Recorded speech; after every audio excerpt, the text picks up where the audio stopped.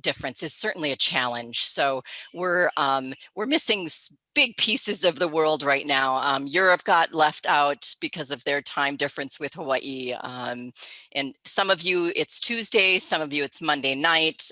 Thank you all for dropping in. And the idea for this panel came out of the work that I did with Meredith Powers on the workbook series, because both of us, I think, I'll speak for her, were so inspired working with and seeing the work that people are doing. Like, I recommend everyone do a workbook series like this, where you get to have people, I mean, the benefit was it wasn't this big journal thing. It was just people submitting what they're doing. And it was so inspirational and made me have so much hope. And I still go back to it when I'm slogging and feel like I'm not getting anywhere. We had 79 authors, 34 countries, and just it's like there is a lot of change happening. So I thought, why don't we share that a little bit with people? And hopefully this will be inspirational, illuminating, and an enriching discussion.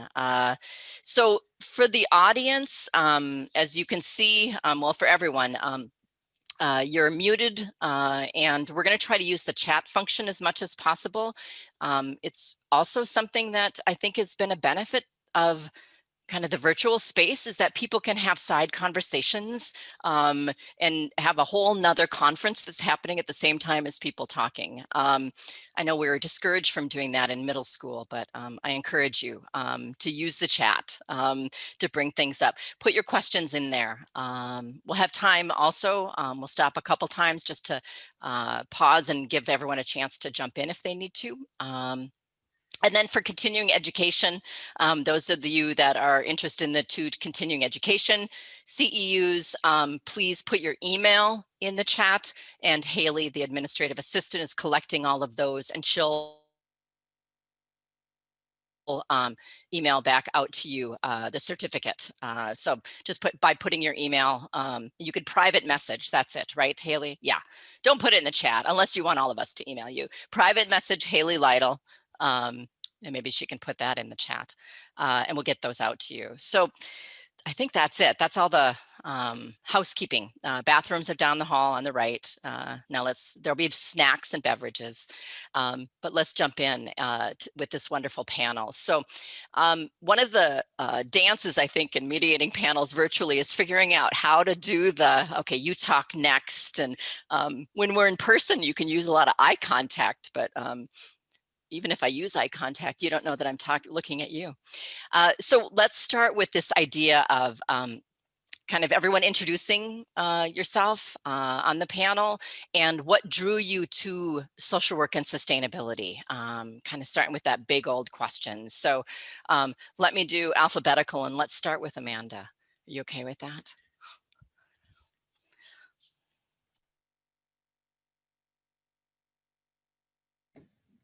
Sorry, trying to unmute myself.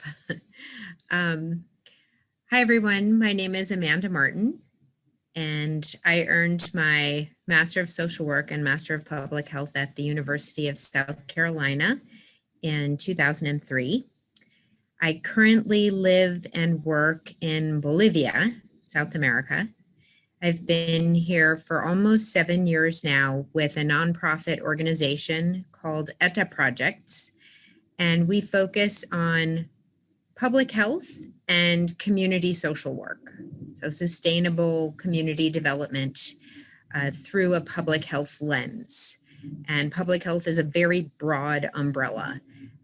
Everything that has to do with disease prevention and health promotion, which now during the pandemic is sorely needed.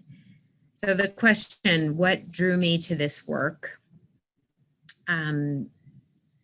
I'd have to say I was greatly inspired as a child by my mother, who was very active in the Methodist church that she belonged to. And the focus with the Methodist church is social programs, reaching out. There was a United Methodist Women's Group, which she was very active in.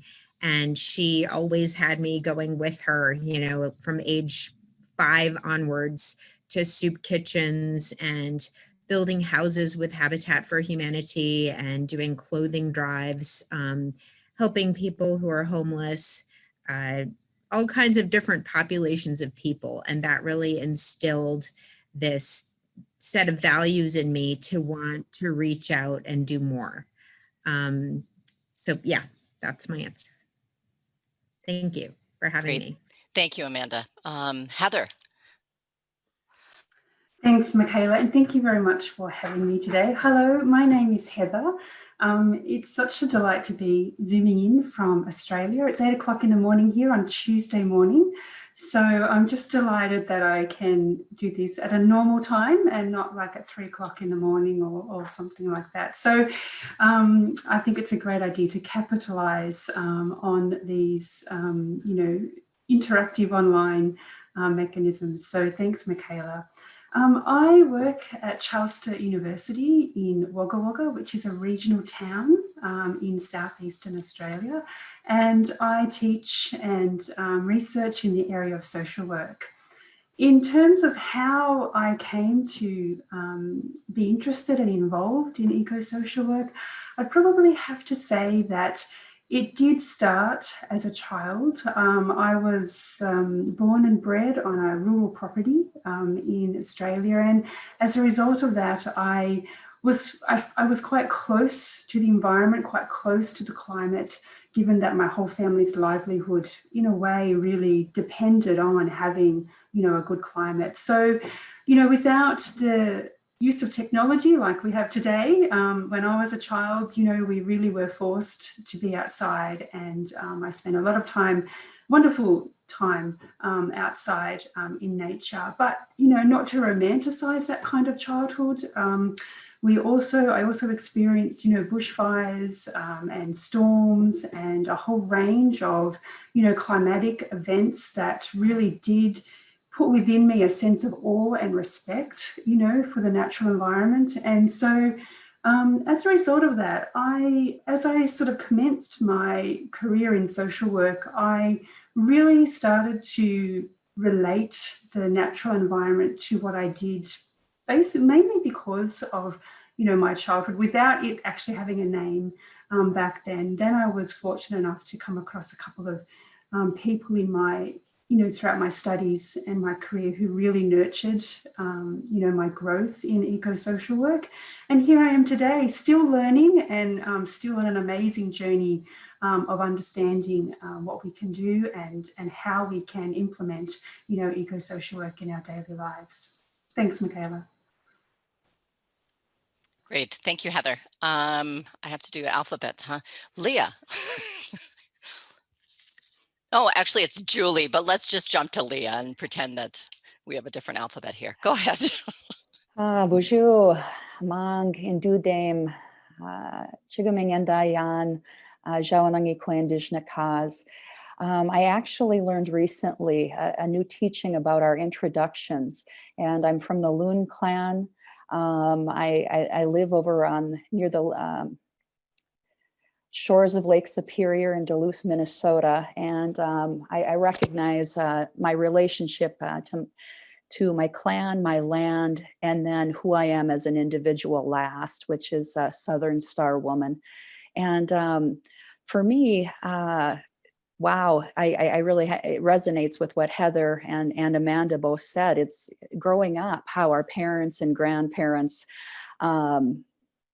I like to say I was naturally educated on the western edge of Minnesota on 40 acres, digging in the dirt, running around the woods, and helping on the farm.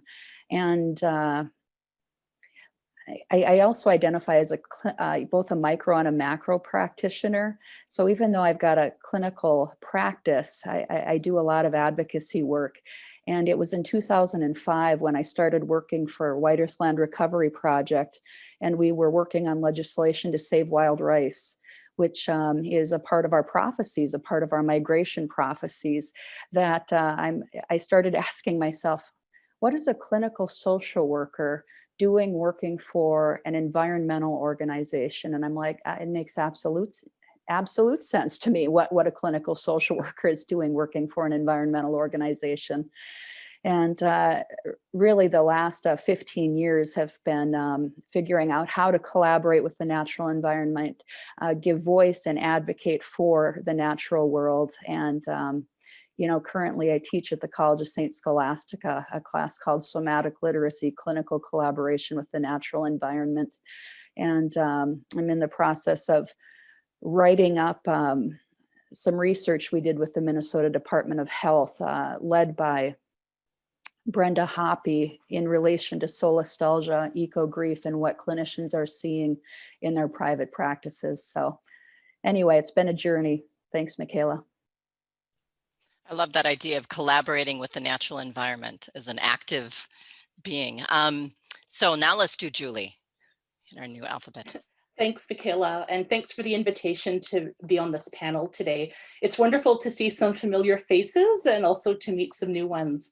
My name is Julie Droley. I'm a professor and project director of the Transforming the Field Education Landscape, and I'm dialing in or zooming in today from Edmonton, Alberta in Western Canada. And I would like to respectfully acknowledge that the University of Calgary, Central and Northern Alberta region, is located on traditional Six territory, a traditional gathering place for diverse Indigenous peoples. I'm originally from a small city in Northern Ontario, which has had quite an influence, I think, on my experience and perspective in recognizing and understanding the importance of the natural environment in people's lives and how that influences their well-being. I currently live in Western Canada, which is a region that's been greatly impacted by a number of environmental disasters in recent years. And it's been now over a decade that I've been investigating issues related to disaster recovery in my work from a social work lens. So thanks very much. Thank you, Julie. Meredith.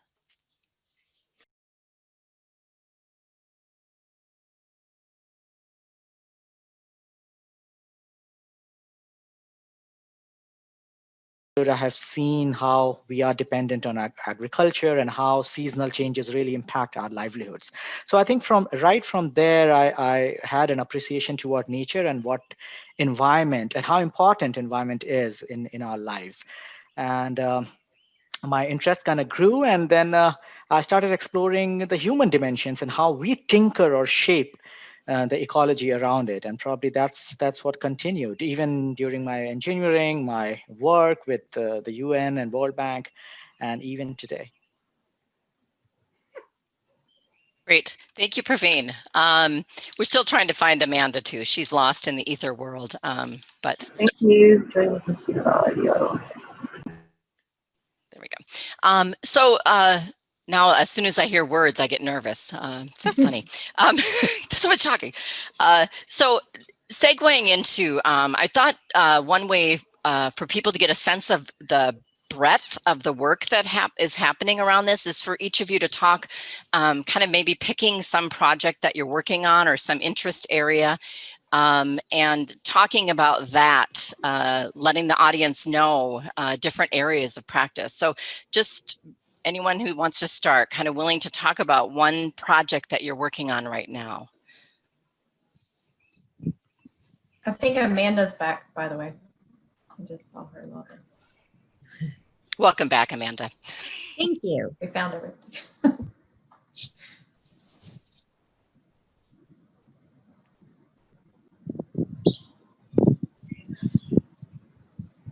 Everybody wants to go at once. Okay, since I'm already unmuted, I'll go ahead and share if you would like.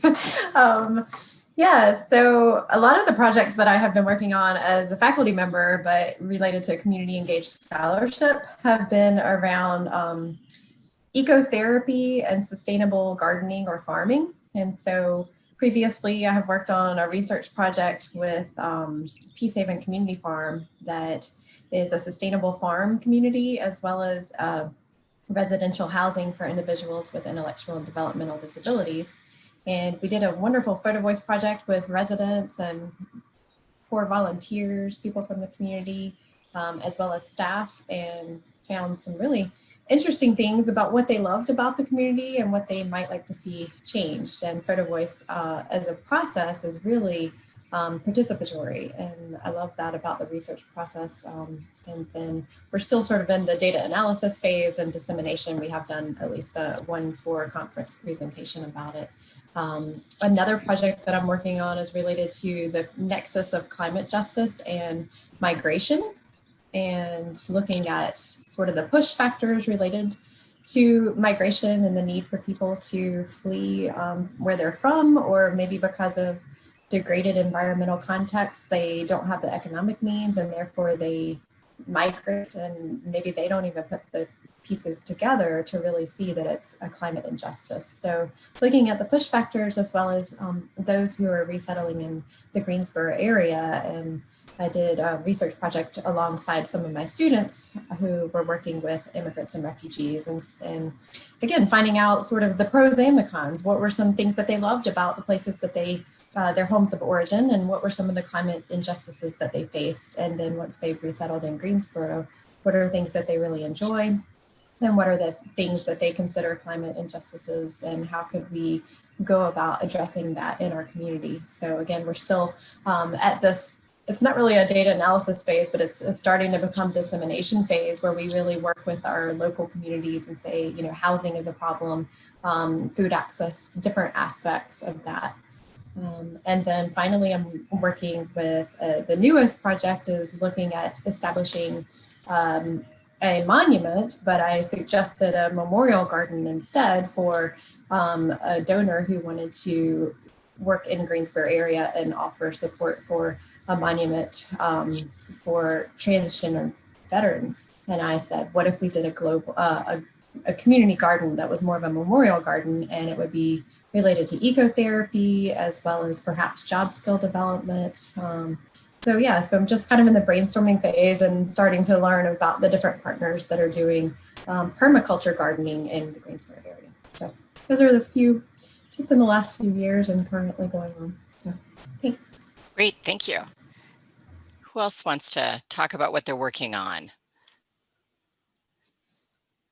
So I'll go, if nobody minds. Thanks so much, Meredith. And that was, I am aware that that is just a pinch of what all you do. So, so let me see. So I'll quickly share a couple of my ongoing projects. So this is a project funded by the National Institute for Health, and this is a project on clean cooking. As most of you would be aware that in the underdeveloped and developing countries, rural households, they cook in traditional stoves, and that is a huge issue. Household air pollution is one of the topmost global burden of disease, and it is associated with low child birth weight, infant mortality, cataract, COPD, and so on and so forth. So what we are doing is that we are trying to understand what could be an effective communication strategy, awareness strategy to shift rural households from using improved cook stoves or cleaner cook stoves. Most of the times, and if there are any economists in this audience, I'm really sorry, but I'm going to make a very harsh statement. Most of the times, economists and the the macro government policymakers, they really feel that if the affordability gets improved of the rural poor household, then automatically the solution is going to be there. But that has not been the case. Even though there are households which are very affordable or to purchase cleaner cooking stoves or cleaner energy alternatives, they do not, because of these cultural and behavioral lacunae and behavioral issues. So what we try to do is to understand, gauge, are there any awareness related lacunae or shortcomings, and how can we really communicate it into them in their language, so that they can get adequate awareness and shift into cooking, into cleaner cooking stoves. So we work with women, we work with children to develop such communication strategies. So it is both an evidence-based research and practice that we do. So that's one of the projects. Another project is funded by the government of India. As I already mentioned, that there are quite, well, the number will actually run in millions. Millions of households in India do not have adequate access to electricity. And what we have been mandated to disseminate those decentralized solar lamps to rural households. So what we are trying, of course, we have disseminated the solar lamps, but we are also training rural women on how to assemble these solar lamps with an objective that whether it could be a livelihood generating activity for women. And in the past 1 to 2 years, we have seen that once rural women get this skill of how to assemble these solar lamps, they start their own localized solar shops, and that have been a very transformative picture that we have seen, where women themselves have become entrepreneurs. So I think that this project, what we call as a solar project involving localization and sustainability, that is not only an energy sufficiency project, but it also provides an opportunity for women to become local entrepreneurs as well. So these are the two important projects that I'm in addition to other projects that we have in sub-Saharan Africa and other parts of South Asia. Thank you, Praveen. Someone else want to share what you're working on? Heather. Yes, I'm happy to go next. Mind you, it's a bit of a hard call to come off the back of Praveen's amazing projects. So what I'll say that congratulations, thank you so much. Praveen. They're really amazing projects, and Meredith, your projects are wonderful as well. So I'll just pick a couple. I'm involved in a few, so I'll just pick a couple and go from there. But I'll start with one of the projects that I'm just wrapping up now, and that was in collaboration actually with Meredith and also with Kati Nahi from Finland and my own colleague Wendy Bowles in Australia. And one thing that we discussed and talked about as a group was that we have a lot of social work practitioners come to us and say, I'm really interested in eco-social work, how do I do it? And the majority of these practitioners work in sort of a micro level practice, which in Australia and many other countries really is, I guess, the mainstream of where social workers are employed. It's not to say that there aren't other positions and practitioners placed in other roles, there certainly are, but a lot of our social workers in Australia, probably about 60% in fact, are employed in micro sort of focused health positions or clinical roles. So we developed a project working with practitioners where we came together and we kind of developed a community of practice actually, where we met over a period of a few months. We used action research and we planned and implemented and evaluated eco-social work interventions within the practitioners' workplaces. And it was really fun, a great deal of fun, and we were able to identify what worked, what didn't work, and certainly had some ideas for how we could continue those discussions into the future. So that was one really exciting project, and I think it helped to kind of break down some of those barriers that some practitioners are kind of facing or trying to work through as they, show up to work on a daily basis and have a client load of, people coming in to work with on that one-to-one basis. And then another project I'm doing, it's a little bit more personal, a bit closer to home, where I'm located on Wiradjuri land in Australia, which is one of about 500 Aboriginal or First Nations people's lands in Australia. And one of my white colleagues, Wendy Bowles, and I are working with a Wiradjuri woman and Wiradjuri social worker on trying to decolonise eco-social work in a local kind of a context. And that is really a very moving experience. We're learning so much about our local Wiradjuri nation and culture. And we're trying to sort of infuse Wiradjuri local knowledges with that sort of more white approach that many people have to eco-social work. So that's another little thing I'm working on. Thank you. Thank you, Heather. And one of the things that that you worked on, Heather, that I found so helpful is this simple distinction between when that intersection between social work and sustainability, that we're either figuring out how to add the environment into our practice, and then the other way of moving forward is to figure out how to impact sustainability and climate change and climate justice, that like Meredith's example of a statue. I mean, that all of a sudden, wait, that could be an intervention, changing it from a physical statue to a community garden. I always found that helpful way to think about how to add eco-social work. Who wants to go next? Julie, Leah, Amanda, what are you working on? Julie. I can go next if you like. Yeah, so I'm currently working on several different projects looking at research, training, and mentorship in transforming social work field education, disaster recovery, strengthening social protection systems, and understanding just transitions in rural communities. The first project I'll talk about is the TEFL Partnership, which is transforming the field education landscape. So in Canada, we found that field education, which is a central component of social work education, is in a state of crisis due to various factors. So we're working with a number of students in training and mentorship capacities to engage in a number of research activities to develop more sustainable models of field education that will help address this crisis that exists. And I won't go into the details around like why there's a crisis, but it has to do with some of the impacts of neoliberalism that has resulted in cuts to various social services, increased enrollments at the university, and challenges with recruiting field instructors to provide quality placements. And I'll leave it at that for now because there are quite a few details and we've talked about them in some papers. But we really do see a need to develop more sustainable models. And this is plural, recognizing that a variety of models are needed in different cultural and community contexts. So in July, we organized a virtual field summit and we had a breakout discussion group on green social work. So we've started to bring together some interested members to really think about what does green social work mean in the context of field education.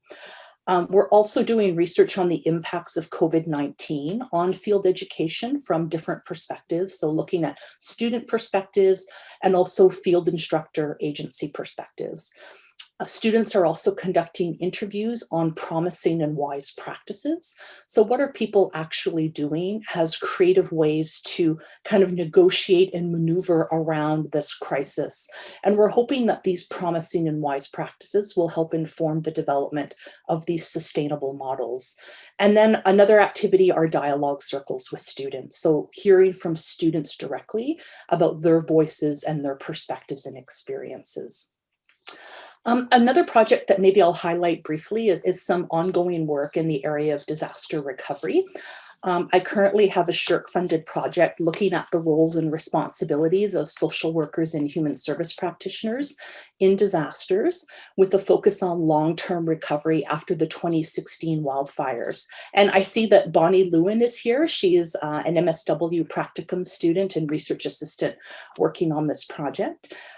Over the summer, 40 participants were interviewed, and we're looking to create a social work and disaster network in Alberta, and also a professional practice framework to help guide social workers, because we do see a need to build further capacity for social workers in this space to intervene. And to be recognized, I think, for their efforts, because often they go and they're not visible in the disaster and emergency management space. I think I'll stop there. Thanks. Thank you, Julie. Amanda, Leah? I can go ahead just to build on what I briefly talked about. We surveyed here in Minnesota mental health professionals defined in statute. So it included psychiatrists, psychologists, clinical social workers, licensed marriage and family therapists. We wanted to see what they were. We wanted to check out their knowledge, attitudes and practices surrounding what they were seeing as far as impacts of climate change on clients here in Minnesota. And 70 to 80% again believe that there are human impacts on the environment and are seeing that with the clients that they're serving. However, as we started to move into our practice questions, the tools aren't there. So one of the things that we're going to be doing is we're going to be doing a training here in the state of Minnesota on how different professionals can incorporate more environmental or ecocentric questions in the diagnostic assessments, as well as review, beginning interventions as far as addressing the impacts of climate change on mental health. The other thing that I'm working on is we're trying to gain natural rights for the St. Louis River estuary, which holds not only ecological significance for our area, as for Lake Superior, but also cultural and spiritual significance. It was one of our 7 stopping points, as Anishinaabe people, as we migrated from the East Coast to this direction. So it's not only ecologically significant, it's very spiritually and culturally significant. And I just read online that the Minnesota Department of Natural Resources just granted 2 of the 10 permits that were waiting, that Enbridge or Line 3, they want to start moving oil through anyway. So very disappointing news today. So I'm working at the micro level, working with tools and equipping our students with tools on assessment and intervention, and working, more on the meso-macro level in protecting our ecological places and spaces that are pretty near and dear to us here. Thanks, Leah. Amanda. Hi there. Yeah, I'd like to speak about 2 of the programs that we have that are directly linked to environmental sustainability and social work. One of them is with a group of Quechua women. Quechua is the largest indigenous group in Bolivia of the 32 indigenous groups, and 35% of the population of Bolivia identifies as Quechua. We have a lot of Quechua women in the villages where we work, and they requested 3 years ago that we offer a medicinal plant workshop. And at the time I was surprised because I had mistakenly assumed that these women already knew everything there was to know about medicinal plants. But we learned by interviewing them and having focus groups that since they migrated from the highlands down to the lowlands where we do our work, they had lost the knowledge of their traditional medicine. And the plants that they grew up in the mountains, you can't grow down here in the lowlands and the tropics. And so we hired a natural, they're called a naturista, a natural medicine doctor who is Quechua and could give the course. It's a 6-month course here on site at our Community Transformation Center, where we have medicinal plant gardens. And he would do maybe 40% in the classroom with them, teaching them about the properties and how to use these plants and signs and symptoms of certain diseases. And then 60% was out in the gardens, actually working with the plants, everything from composting and trash separation to planting to creating little saplings that they could then take home. And one of the requirements for participating in this program was that each of the women must have their own medicinal plant garden at home. And so they were given the little plants, but then they also started exchanging plants and exchanging seeds. And that was something that was not written into the program that was really exciting. So our first cohort of women graduated 2 years ago, and it's amazing to see how they've really taken this on, and it's become a very empowering tool for them. And it's also become an income generator. So you'll find them in the markets, in the villages, selling their tonics and their salves, their soaps and their shampoos, their special drops for this or that. And during COVID, it's been a lifesaver because the pharmaceutical companies in Bolivia have jacked up the prices of something as simple as aspirin tenfold, and people can't afford the medicine. So now we've got the medicinal plant women who are attending to the people in their villages and also making their products available.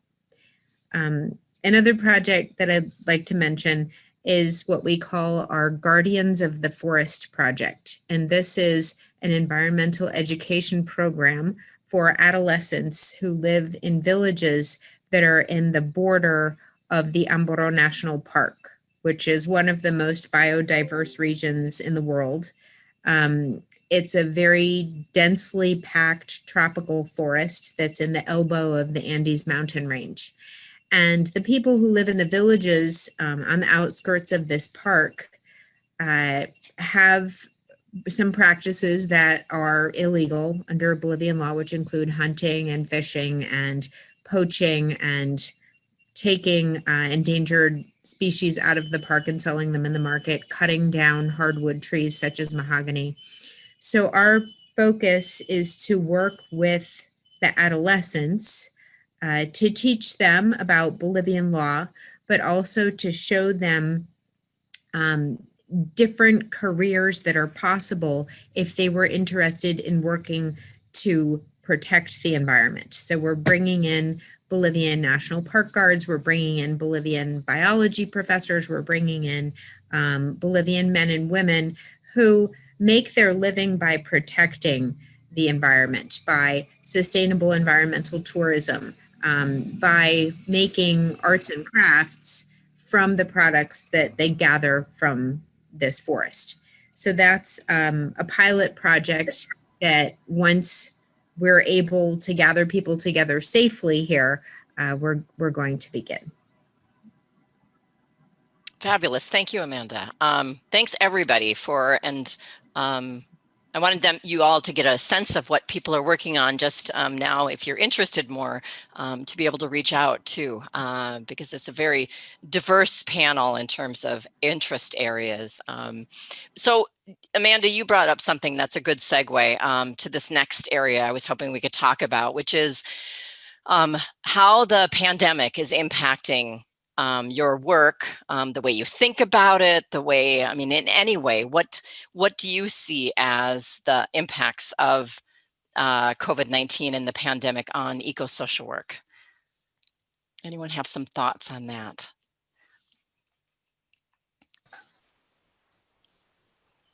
I'm happy to go first and break our order up.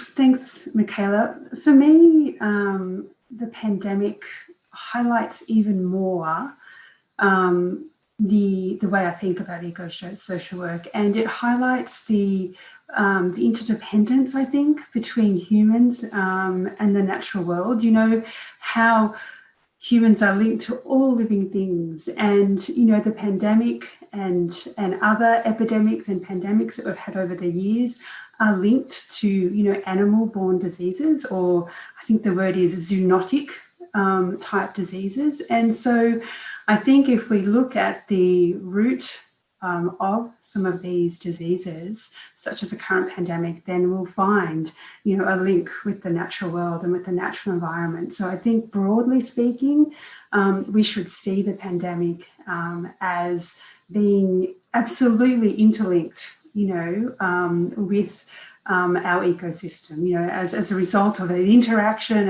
and the running and smooth running or healthy running, you know, of our ecosystems. So in that sense, I think the pandemic highlights the need for, you know, a holistic approach to practice. We need to broaden our lens. We really need to see the world through an eco-social work lens and not limit ourselves to, you know, little human beings operating in their own little world, because that's not how the world operates. So I think that's fundamental when it comes to understanding the pandemic and putting it in the context of eco-social work. In terms of how the pandemic is, you know, affecting us on a day-to-day basis when it comes to undertaking and, you know, eco-social work and doing our jobs, I mean, it's really almost the same for everyone, you know, around the world, in the sense that there is a huge demand, increasing demand on social work services. And so social work practitioners are finding themselves exhausted, you know, really flat out, just trying to keep up with supporting people and communities, trying to maintain and promote a healthy environment and home life for people, and it's proving really difficult. Certainly the use of telehealth services and online processes of working with people is just really in some cases the only way that social workers can reach out to people. And so in that sense, I think social work practitioners are learning a lot of new skills and trying to be really creative in how to undertake eco-social work effectively, through that sort of online means. So that's just a few of my thoughts, but I'll certainly pass on to someone else. Maybe I could add, I completely agree with what Heather has said, and highlighting the holistic nature and the intersections between the various dimensions, looking at the social, economic, and environmental aspects. I think COVID and the pandemic has really shone the spotlight on a number of inequities in our society. And the critical role of government intervention and thinking about government policies that have an impact on people's well-being. And so I think in light of the inequities and what's been brought to light, I think it's been known that these challenges have been there, but the pandemic has really shone the spotlight on these areas, that there's a need now and a recognition for transformation and a rethinking about like what we mean, I would say by social work, and kind of reconsidering and reimagining what the future is going to look like. And as governments are starting to plan about the economic recovery, I think we need to remind them that it's not just about the economic aspect of the recovery. We can't lose sight of the need for a just transition and just processes around the recovery in the short term, but also in the long term, and what this means for affected communities and people in those communities. Thanks. Any other thoughts on that area? Yeah, Meredith. Trying to find my unmute button, sorry. Yeah, I love that. And I want to piggyback on what Julie just mentioned, thinking about something that Michaela and Praveen and I are working on currently, and trying to see if there's a new direction forward, not just going back to the old normal and trying to get life back on track, but saying how can we envision and co-create with our local and global communities a new normal. And that probably means taking ourselves out of the perpetuation of this growth ideology, and that even the idea, this illusion that sustainable development is actually sustainable, when really it's still just about development and growth, and not necessarily about sustainability or climate justice for people and planet. So I'd say that's something that COVID has helped us really. Well, first of all, it's kind of boggled our minds, because it's like, how do you put this in this context? But even more so, I think people are ready for re-envisioning and being awakened to the fact that the way we've been doing things are not okay. They never were okay. It was about perpetuating greed and filling in the stop gaps from all of the injustices. So I think we're at a really good point in the profession to kind of redirect, and it's also really challenging just for our own livelihoods and well-being to keep moving forward. So it's been incredibly difficult to get my mind to be in a space where I can conceptualize these things and try to move the conversation forward. And then in addition to that, trying to still be teaching in the midst of all this with online and some of the outdoor social distance meetups, which I really love and have found such great opportunities for with a few students this semester. And it's been really healing for me. I mean, just to be outside teaching class. I always wanted to have class outside as a student, and now doing it more as a professor. So it's really been fun. But so I think that's changed a little bit, but also it's forced me to go out into the field versus just sit in the classroom talking about environmental issues, and go out and do like stream water testing with one of my colleagues who's in biology department on campus and go out and see a sustainable permaculture garden that's in an urban space that used to be a dilapidated old back alley, and it's now this beautiful free garden for the community and the public. So, you know, really, it's been inspiring for me in a practice way, or, you know, I see myself as a practitioner, as an educator, to get out there. And then also, I've already had built ecotherapy into the classes that I teach. Currently this fall, I'm teaching the environmental justice class. And so that one really has been, I would say, helpful for me too, but probably more so for my students in this context, because just forcing them to say 1 hour a week to go outside, to say, okay, I'm going to literally give you class credit for this. Go take care of yourself. Go acknowledge your connection in nature and see how that can help you benefit and keep your mental health and physical health well during all this. I think that's been really important. So yeah, that's just a couple of my thoughts. Sorry, I'm rambling. That's awesome. Thank you. I would, if I may, Michaela. It's so difficult to really add on to the already pointer that have already been mentioned. But I would just quickly add a couple of my thoughts on the impact of COVID and on the work that I'm doing, and also the larger picture and larger insights that we can draw. What has happened is that due to COVID, especially in rural India, the livelihoods have been hit bad. It has really been hit hard. So, of course, the research that we are doing, the community-based work that we are doing has also perniciously hit. It has stalled for a bit. But the larger question that I sometimes ask is that, and this goes back to a discussion that I was having with a couple of farmers in rural India. And he said, and first of all, he was very excited that someone called from the US to really take stock of what's happening and so on and so forth. So they started really talking about that. It's so difficult to procure, fertilizers and seeds at a timely basis during this disruption that has happened, and that has really impacted the agrarian laborers, and so on. And then he raised a question that, I know that you work for us on household air pollution. You are trying to create a kind of a health intervention strategy to change our behavior and so on. But give me an answer. How could we even imagine of doing all of this when we do not have enough food to eat? When we do not have a livelihood, we do not have a structured livelihood right now.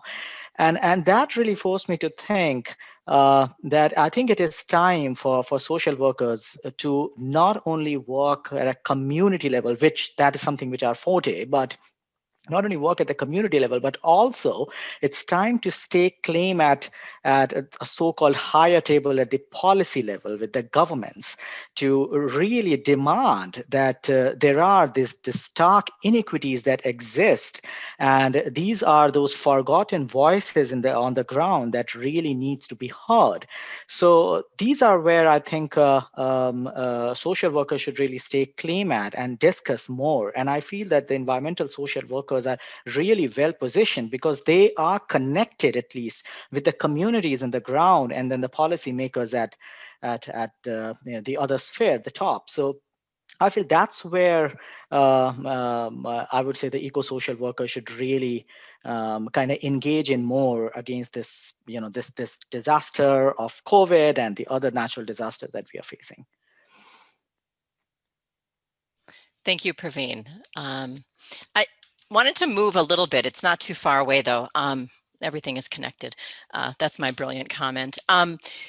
To talk about indigenous knowledges, that a couple of you have already kind of ventured into that area, and many of you, that's a center point, or something that you really pull deliberately, intentionally into your eco-social work practice. So kind of the broad question of how do you see indigenous knowledges as advancing our aims around sustainability, as relevant?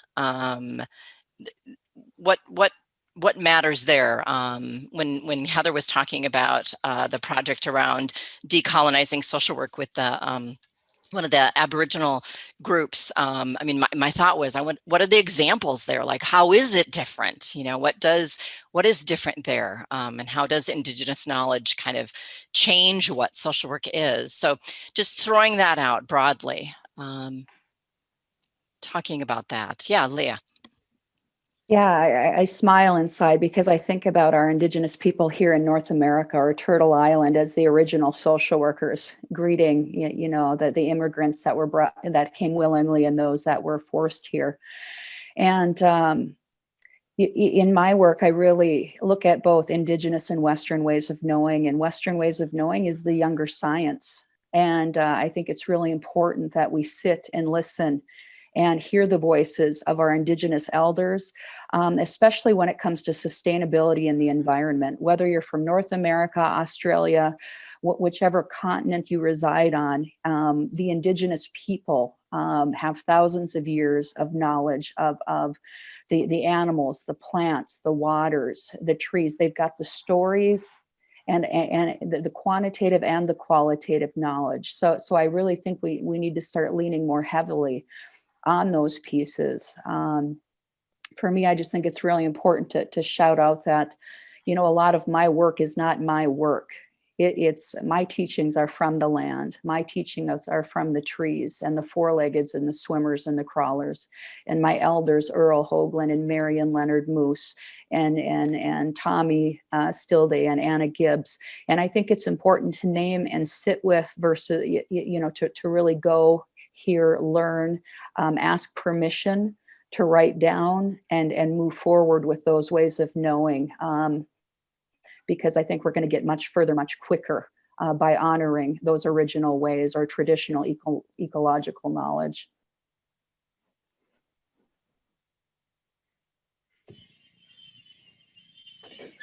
Yeah, I wanted to just speak to the previous question and tie it into this one.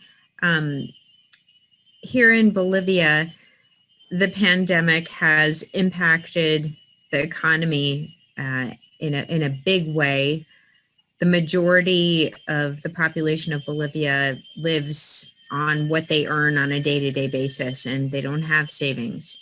I think the last census showed that 35% of the population was living in poverty, and that's less than $2 a day. So it's definitely a struggle, and with the pandemic, it's become more of a struggle.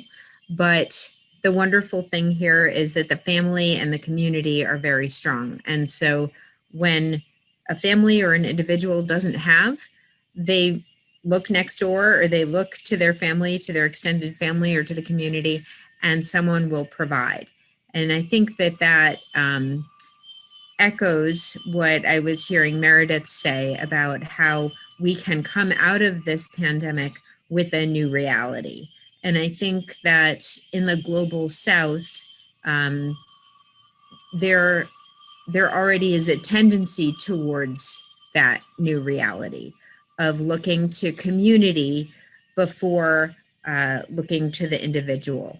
And in Bolivia, again, the indigenous knowledge is something that it's very complicated here as it is in the world.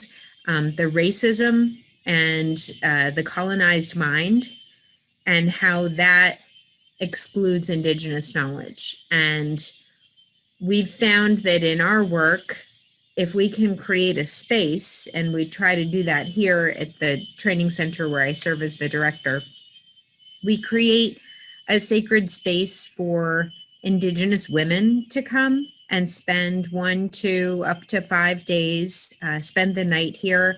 We have fire circles, we have nature trails, we give them delicious home-cooked vegetarian meals, and create a space for them to share their knowledge and to become empowered in that knowledge, and take it back to their community and work collectively to move forward to implement new model systems. It's not easy, and we don't segregate people, but we've found that if the Indigenous women can have their own space, they're much more likely to open up, to step forward, to be courageous enough to share their experiences.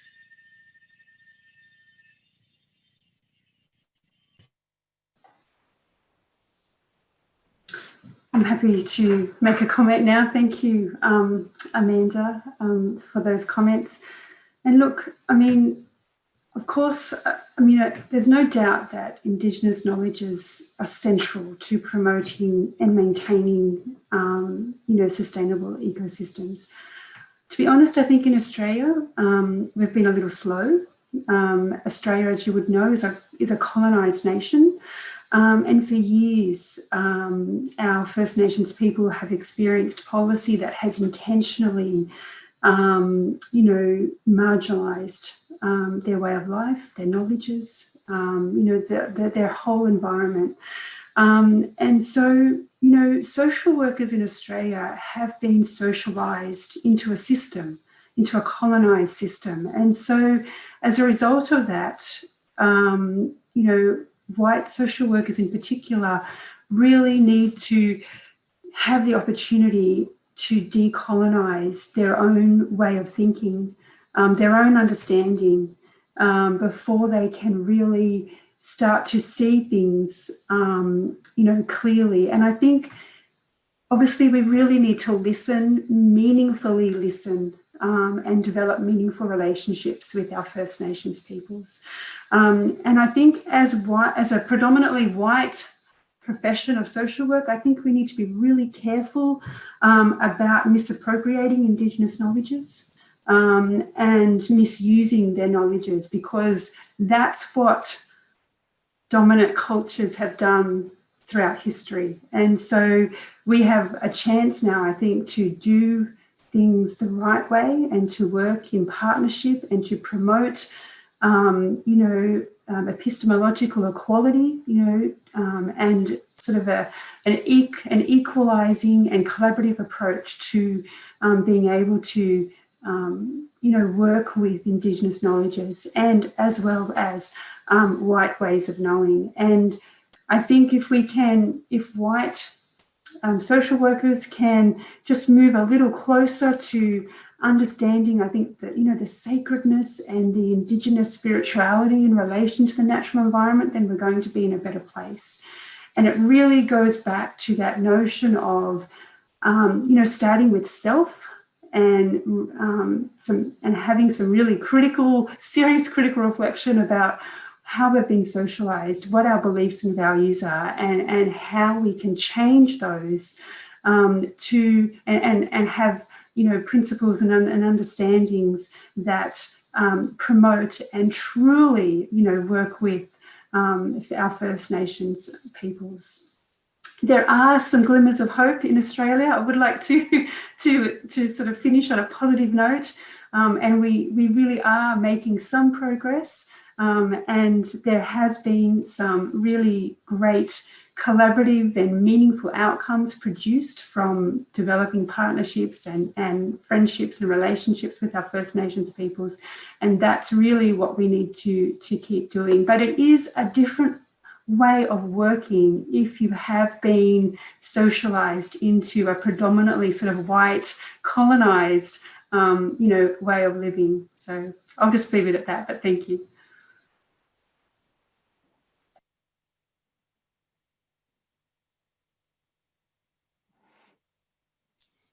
Any other thoughts there? Yeah, Leah. I just wanted to add to what Heather said. An elder that I taught with at the White Earth Tribal and Community College would always start out every class with mixed groups, with our Indigenous students and our white students, with the statement, "We are all Indigenous to somewhere." And at one time, all of us were in relationship with the land and the trees and the plants and the waters. And we were, again, it was about mutuality. It was about respect, and it was about power with versus power over. And I think if we can tap into remembering where we come from, which is from the land, that we may find that those Indigenous teachings, again, besides reaching out to elders, will start coming easier when we start to remember where we're from. I love this statement, Leah. We are indigenous with regards to somewhere. Yeah, that is so true. I would quickly want to add in here, and I'm aware that indigenous population is a more inclusive word, but I'm going to use the word tribal population because that's something which is very contextual to the South Asian context. But essentially, it pretty much means the same. So the situation in South Asia, especially India, is that the tribal population and their habitations really lie in particularly those geographies which are rich in natural resources. And when we talk about a place which is rich in natural resources, it means that there is a high degree of mining that is being taking place, or the corporations would want to reach out over there. And that means that there will be a high degree or high likelihood of rehabilitation, resettlement, especially of the tribal population. So that's where I think and that there's a perpetual, that's why there's a perpetual contestation between the tribal population and the corporations with regards to a just transition, or a better or energy transition, or getting a fair rehabilitation and resettlement packages, and so on and so forth. There's this one piece that so that's where I think that the eco-social workers should really play an important role, because they could systematize, they could really communicate the needs of the tribal population. So that's where I think the role of social workers are important. There's another piece that I would quickly want to add. It is unfortunate that we have been talking about climate justice, climate resilience for so many years now, and still accept a piecemeal recognition by the UN agencies on climate refugees. We do not have a standard and accepted definition of climate refugees in international law, and that's something that is really needed to be appreciated and recognized. So if in this Zoom room, if you are a practitioner, it will be great to really walk in that direction, to advance in that trajectory, so as to really recognize and appreciate that there is a climate refugee crisis that's also there.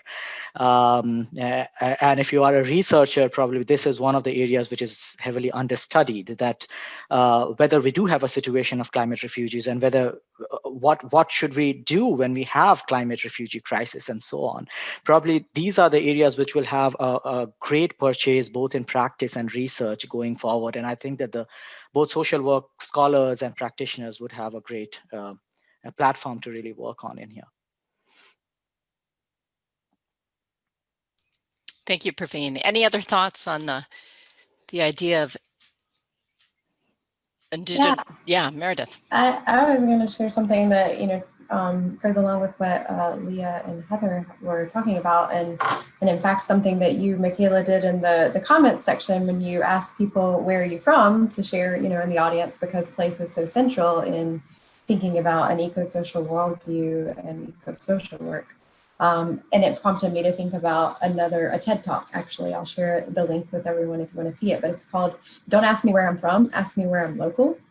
Because it really, helps people understand that just saying I'm from such and such place doesn't necessarily give people the picture, and you might have stereotypes in your head or whatever. But when you say, where am I local? It's like, well, yeah, I'm from Greensboro, but I'm local to the Guilford College Woods. Like these are, this is my surroundings. So it maybe is another way to perceive things. And then also the locality and the idea that, we're all indigenous to somewhere, as Leah commented. It reminded me of one of the Canadian authors that I've found, I guess, a while ago during my dissertation, Michael Kim Zaff, and he sort of recontextualized for me, for my understanding, this really central framework of social work being person and environment, and he shifted it to people as place. And I thought that was so critical in my own understanding and development as an eco-social worker. So that's just some few little comments there on that.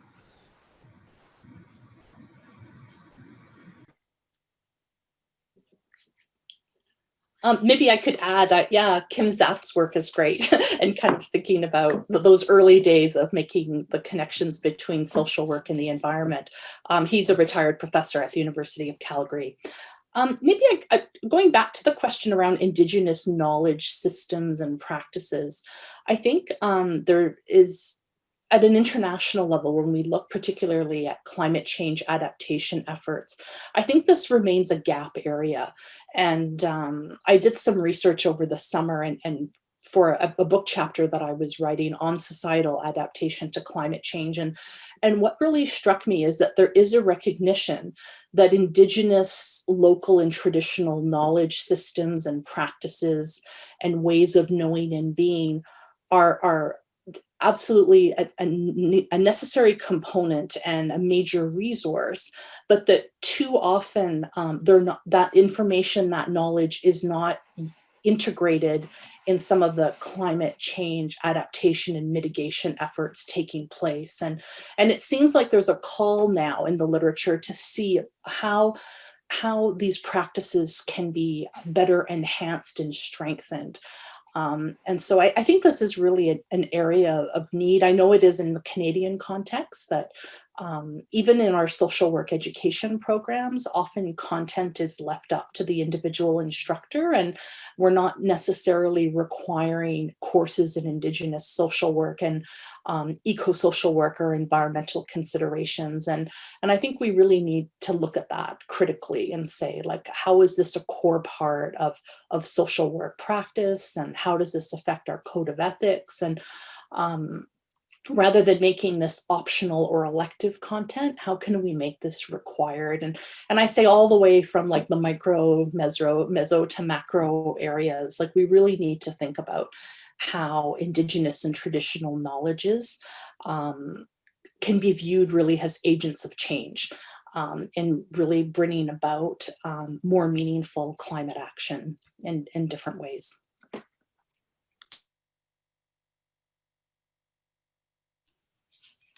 Thank you, everyone. Shifting again, and I think Heather started it when she said, I want to end on what Australia is doing right. That kind of progress that you're seeing. It's what, as I said in the beginning, it's one of the reasons I collected everybody. It's like, I need some hope, guys. And, you know, hearing what people are doing gives me hope. But what progress are you seeing in this area? I'm trying to figure out whether or not I should throw out and challenges, but that's kind of the idea is, you know, what progress are you seeing? What are the challenges you're running into in moving the needle forward? That's the broadest question in the world. Maybe I could start. I think in terms of progress, we're seeing a greater recognition of the realities and impacts of climate change and resulting environmental disasters. I think we're seeing more literature in the profession of social work that's emerging, which gives me a lot of hope and thinking about how we can contribute to these debates. And also, I think we're seeing more graduate and doctoral students interested in investigating these issues. So thinking about how we build that capacity, the training and mentorship available. I see in our list of participants some of our students at the master's and PhD level who've joined today and who are pursuing research topics in this area. And I think that's critical. So as we start thinking about the next generation of social workers, fostering that interest with students in investigating these critical issues.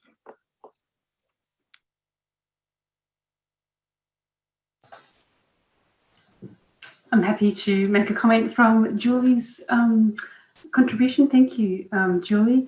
So because I do quite a bit of work with practitioners, I guess I can make a few comments about some of the progress I'm seeing in practitioners, bearing in mind that many of the practitioners that I have contact with did not undertake any eco-social work or natural environment type of content within their courses. And so what I'm seeing is a real interest and a real movement among practitioners. I'm sensing and noticing social work practitioners wanting to get involved. And as I said, these are practitioners who graduated years ago and who are starting to witness and observe and see the impacts of climate change on the people that they're working with, whether that be with, within a mental health context or within an aged care context or within, a context of working with children and families. Social workers are noticing and wanting, to do something, and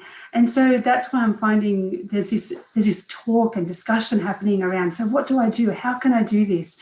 And I'm really delighted to see that kind of understanding and motivation and recognition that social workers are really well equipped, actually, to be undertaking an eco-social work practice approach and to be using that sort of ecological lens within their everyday practice. And as a result of that, actually, our professional body here in Australia has just completed their first sort of, it was like a 3-phase session on eco-social work. And this is a professional body who has provides ongoing courses to social workers, usually around clinical practice type of, learning.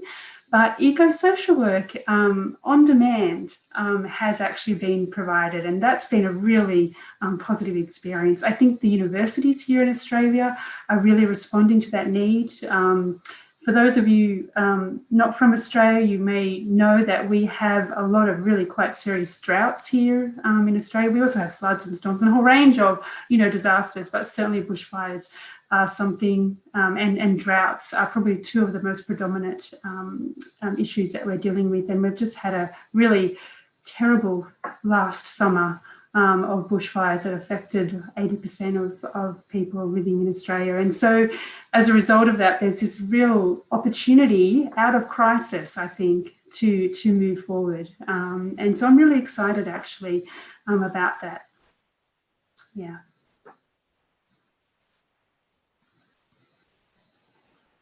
Yeah, so I'm going to quickly add, and thanks, Heather, for these points. I'm going to quickly add, I read somewhere that as social workers, we do pride ourselves in working on social sustainability. We touch upon economic sustainability, and we tend to stay away from environmental sustainability. So I think that's where the challenge still lingers. There are so many social workers, both from the research point of view, PhD students, faculties, and also from the practice. They have started to really appreciate the importance of natural environment and climate change and how it really intersects in almost all the substantive areas which social workers really work in, older adults, children, youth, and families, health, mental health, and so on and so forth. So I feel that there is an increasing flutter, there's an increasing interest. However, having said that, I think that what the social work scholarship really lacks is the kind of skill sets that we really need to really advance this message of environmental sustainability. So that's something that we should really be focusing on. What could be those interventions? What are those approaches? And what are those key discussion points and that we need in our classes to really help the social work students to conceptualize that environmental sustainability is also an important piece. One of the things that I have really found, I would say, challenging, but things are changing. Challenging is that when we teach person and environment approach, we do teach, or we talk a lot about the built environment, but we tend to really not, or rather de-emphasize or not really emphasize a lot on natural environment. So we should really start from there. When we do teach our students about PIE approach, please do talk about natural environment and built environment as both of them. So that's there. It's also very important to underscore that the social workers in this area, environmental social worker, there are enough and more jobs and opportunities available. And that is not only advocacy and awareness building. There could be roles on policy making, there could be roles on policy implementation. There are roles on disaster responses and recovery areas. There are roles at World Bank and other international and multilateral institutions as well. So these are probably the two takeaways that I would really want to kind of throw in.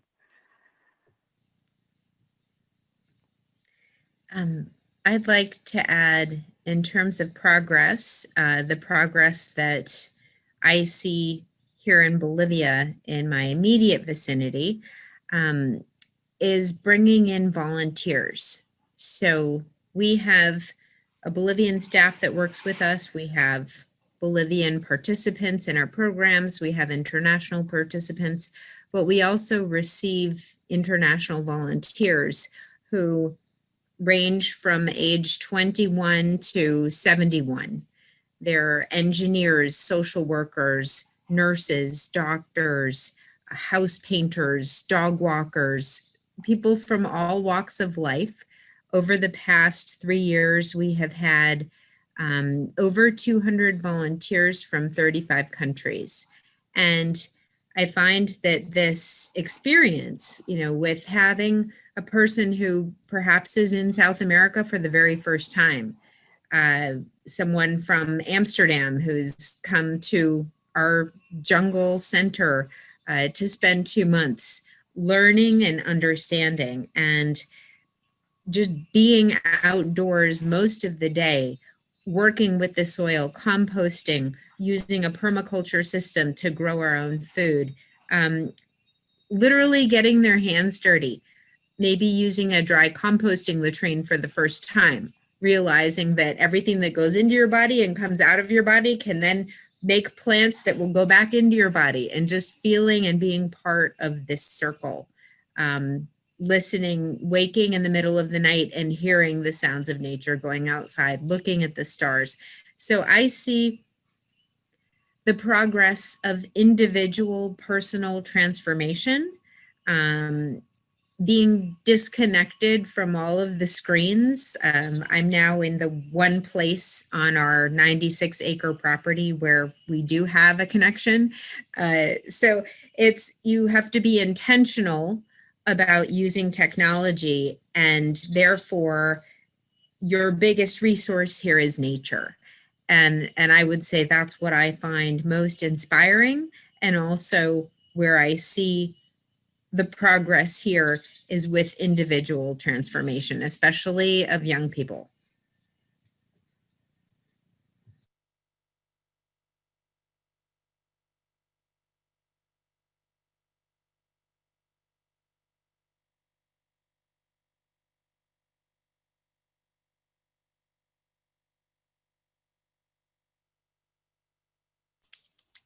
Leah, are you changing your mind?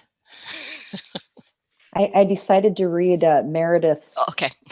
chat message. Got it. Sorry to call you out. No, I think everyone has covered it. I think we're seeing more and more students, more and more social workers have piqued interests, reaching out. The fact, what you and Meredith have put out as far as an environmental curriculum, seeing our social work researchers and scholars writing more and more about the intersection of the natural world and social work. For me, that gives me hope. And the fact that we're here today looking at each other's square and having this conversation, I think that speaks volumes as to where we're going as a profession, as far as embracing this important work. Michaela, if I may just make a comment about, you did mention challenges, and I didn't, so I sort of stopped short because I was concerned about speaking for too long, but I wouldn't mind just sharing with you some of the outcomes from my research with practitioners around some of the barriers that they experienced in terms of trying to, implement ecosocial work interventions. And probably one of the biggest enablers as well as barriers were the organisations that the practitioners worked with or were employed by. So on the one hand, an employing organisation can be a real enabler, and if an organisation is flexible, is sort of open to new ideas, which quite often in the Australian context occurred in sort of non-government organisations and smaller organisations where they had smaller teams. Organisations became a real enabler and a real positive aspect of, creating change and adopting, an eco-social work lens. However, the organisation also was one of the biggest impediments, especially organisations that were large, that were government, and that had really strict kind of structures, as part of their workplace. And one particular thing that we deal with in Australia is the fact that many organisations are on short-term funding contracts from the government. And so in order to maintain that funding, organisations actually have to meet particular requirements, which quite often don't include anything to do with the natural environment. And so some of the practitioners face real challenges around, well, if I do this, then, my manager is actually not really going to want me to do that because that's not going to contribute to our next round of funding. And so that was one of the barriers that we came across. And so then we decided as a group that, in fact, what we need to do, and it relates a little bit to what Praveen was saying earlier, we really do need to advocate and create change, at that policy level and at that governmental level, in Australia particularly, so that our government is aware of how well equipped social workers are and how we're actually able to contribute to the climate crisis. And would you believe that even in Australia, where we have quite a few natural disasters in relation to bushfire and drought and so forth, some organisations even struggle to respond to disasters because it's not within their funding contract to do so. And so there's a real barrier there at that organisational level. In fact, like I said, it's an enabler, but there's also a barrier there for some of those organisations as well. Thank you. Any other thoughts on challenges? Otherwise, I do want to kind of open it up and see whether or not participants have any questions that they would like to put out. And let's see. And if you do, you may or may not be able to unmute yourself. So wave your hand if you do have a question, or put a question in chat. So, Michaela, can you hear me? Yes, Anne.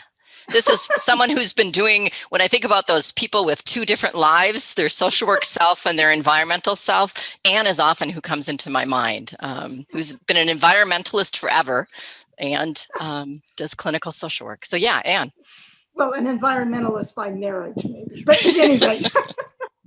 So, okay, so mostly I'm in private practice, doing the one client, one family at a time.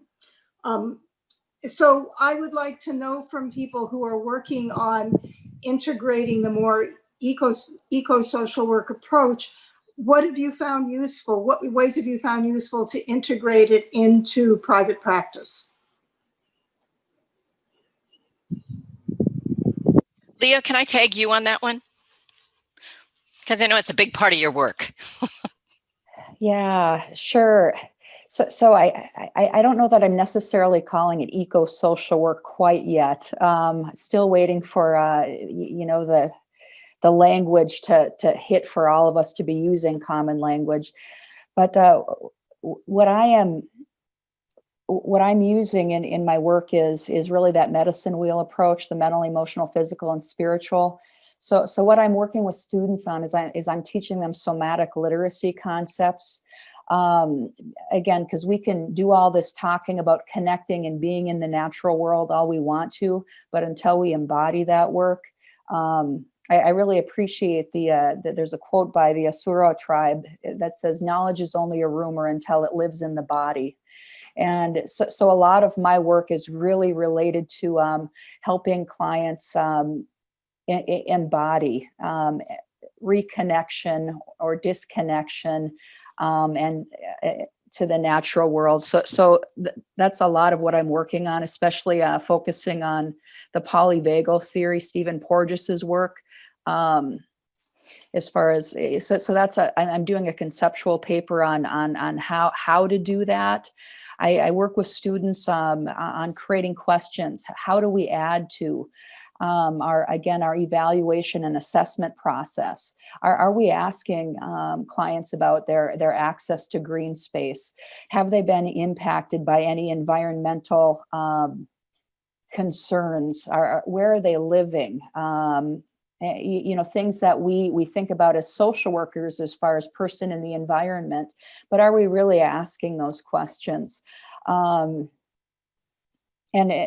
like I said, the intervention piece for me is really, I've really adopted, brought in the mind-body approach of somatic literacy to help people reconnect with the natural world.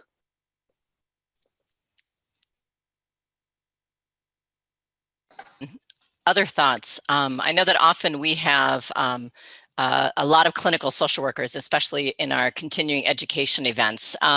So any other thoughts on kind of that more micro level, eco-social work level?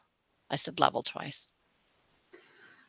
I have just a couple of comments, if that's okay, Michaela. The practitioners that I worked with in our research project found that the notion of trying to bring in an eco lens across all phases of the helping relationship is really important. So when I say all phases, I mean the engagement, the assessment, the intervention and evaluation phases of the helping relationship. And so what practitioners did was some of them, depending on the context of their work, brought in sort of ecotherapeutic type of approaches. One of my practitioners who works with people from refugee backgrounds really struggled because she found that her clients, in fact, found the natural environment to be quite a traumatic place. For example, when they were escaping, or some women were sexually assaulted, a whole range of things happened whilst they were in the natural environment. And so she found a way to bring the natural environment, in fact, into the office, actually, and to use some of those mindfulness techniques. I had other practitioners who used the natural environment to help resolve family conflict, and used metaphors as well, like environmental metaphors, as well as the backyard, to actually create a place for an adolescent, for example, who was had the police being called into their situation day after day from the violence that young person was causing or creating in the family. Obviously, it wasn't a fault of her own, but obviously her life situation. So I also had practitioners try and create change at that organizational level. And sometimes that just meant having a conversation with the right person. And other times it was a little bit more radical, where they actually were kind of like sort of dive bombing meetings and a whole range of scenarios where they were trying to bring about change. And so there were some other interventions that were brought into some of those sort of structured approaches that we have, such as something that was mentioned by Leah was, with the assessment, some of these assessments that organizations have that are already written and kind of there's a template that we all fill out, changing some of those assessment documents and tools and methods so that the natural environment is brought into that situation. Exploring aspects of, heating and cooling in a house, housing quality, some of those structural inequalities that people are experiencing as a result of the natural environment, having disaster preparedness plans. We know that people who experience disaster, people who are disadvantaged are disproportionately impacted. And so actually the practitioners came up with an amazing amount of interventions and ideas to integrate throughout that helping relationship at that sort of micro clinical level that hopefully would have an impact day to day, but also at that structural level. But it just takes some using that sort of eco lens. And for those that are interested, it's not usually that sort of that difficult to find those places. But what the practitioners found really helpful was finding someone who was like-minded. So being able to collaborate and partner with a colleague or someone from another organization to be able to, inspire that creative thinking.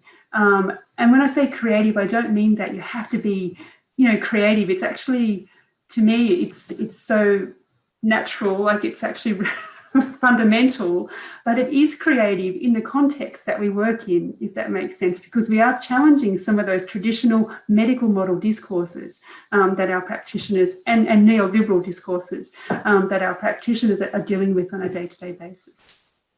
I'm sorry, I know I talk too much, so I will stop. No, that was great. Thank you for the specific examples. We just have a few more minutes left, 2-3 minutes, and Amanda. Yeah, I wanted to go back to something that was being mentioned earlier about working with different organizations. And I know there are a lot of students who are on this call, on this meeting. And I wanted to say that over the past 25 years, I have worked with many different nonprofit organizations, NGOs, in many different countries. And it just so happens that almost all of the organizations I've worked for have been small. And although that means that everyone has to participate in the fundraising and, asking family and friends for donations to make the projects work, there are many benefits to working for a small nonprofit. And one is that you're much more likely to be listened to, and that the organizational culture and the organizational policies may be impacted greatly by your own individual opinion. And as students are going forward into the world and deciding who they'd like to work for, there are many working for large international nonprofits, but working with a small organization, your voice will have much greater weight. That's something to take into consideration in creating this eco lens for the work that you're doing. Thank you for that. That was going to be the final question, was kind of how does someone get into this area of social work, suggestions people have. I think we've touched that a little bit, but is there anything else that we didn't cover either in that area or others that you want to end on?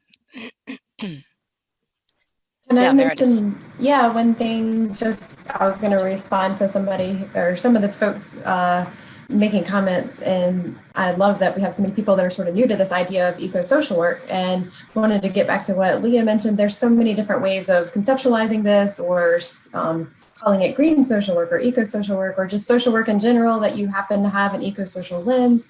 So there's so many different people discussing and writing about it. But then the other thing I wanted to mention is that it's not necessarily like a field or a niche within social work.